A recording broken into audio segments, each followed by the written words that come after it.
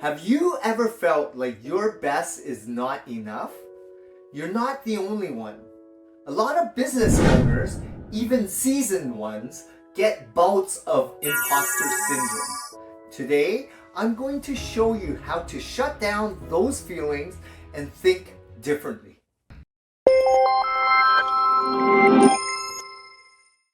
Hi, I'm John Vong and welcome to Local SEO Search. Today, we're talking about a very common condition that us business owners experience. Imposter syndrome is very common but can feel isolating when you experience it. So let's find out more about this subject and go over some solutions that could work for you. Imposter syndrome got that name in 1970s, but it's not something that just started then. It is the feeling of fraud and your skills being inadequate, doubting all your accomplishments and feeling like you're faking it until you make it. This can happen to anyone, but is especially common in those in a more professional setting. Maybe you're starting a huge project, in the middle of making a huge decision, or maybe there's someone else competing for your position. It's not something that you can realize on your own easily. It takes time, but it can lead to depression and anxiety, so it's important to recognize it. If you're feeling a bit like an imposter, try these things out. Number 1, acceptance. As I've said earlier, it takes time to identify what you've been feeling as an imposter syndrome. You'll notice some signs, but don't label it as such. You need to identify the problem in order to find the perfect solution. Well, it might not be perfect at first. The most important thing is that you know what you're dealing with, and it's not just something that you can call stress. And that a lot of people are also in the same situation as you. You are not alone. Number 2, speak out. Like a volcano, the more you keep things inside, the bigger the explosion. Ease things out, starting with the first thing that I mentioned. Learn how to accept your situation and say it out loud. I have imposter syndrome. If you get more confident, talk about it with your family and even with your coworkers. They might be feeling the same way too. Write it down. And as you're writing or talking about it, I know that you'll feel a bit lighter. You are already walking on the right path. Number 3, congratulate yourself. People with imposter syndrome are usually good at what they do. A gap might have appeared between them and the regular employees because of the position that they have and the power that position gives them. There may not be a lot of people that say they're doing a good job. Sometimes you get pushed to a lot of goals, but they only notice you when you make mistakes. You're in that place because of hard work.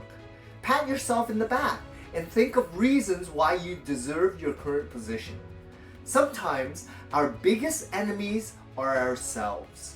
Congratulate yourself for a job well done. Number 4, stop trying to be perfect. We're all guilty of this thing.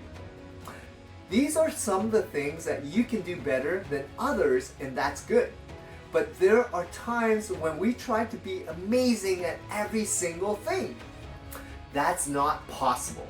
You cannot and should not be responsible for everything. As a business owner, I only focus on the things that I can do best and leave the other things to the professionals. I have web developers, I have SEO team members, I have graphics team, and much more. They have their job and I have mine. There are times that my work is just okay, and there are some times that it goes really well. But I'm not keeping that last one as my standard. We are allowed to make mistakes. Number 5, connect to people. Remember what I said earlier. There are people in this same situation as you.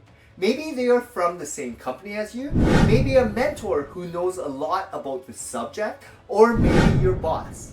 They have tons of experience that they can share.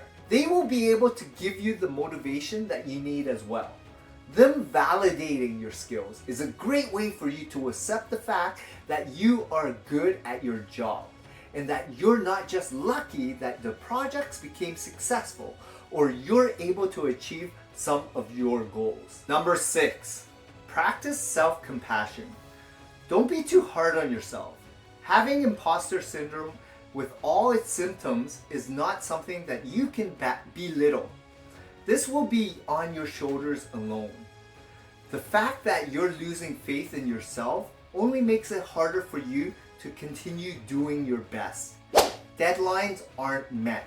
Finished tasks are not well prepared, or you simply don't hang with people well. Put yourself on top of your priorities and learn how to understand that what you're experiencing is not something that will disappear in a day or two. Learn to take care of yourself instead of self-blaming. Learn how to self-heal. I know that having imposter syndrome can blind you from reality, but remember that you can get past these thoughts.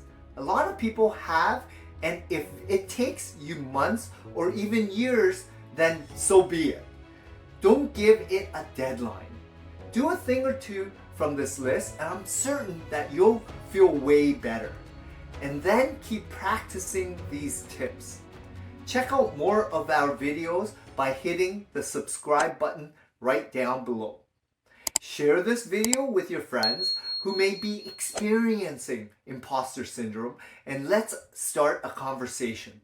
Let's grow together.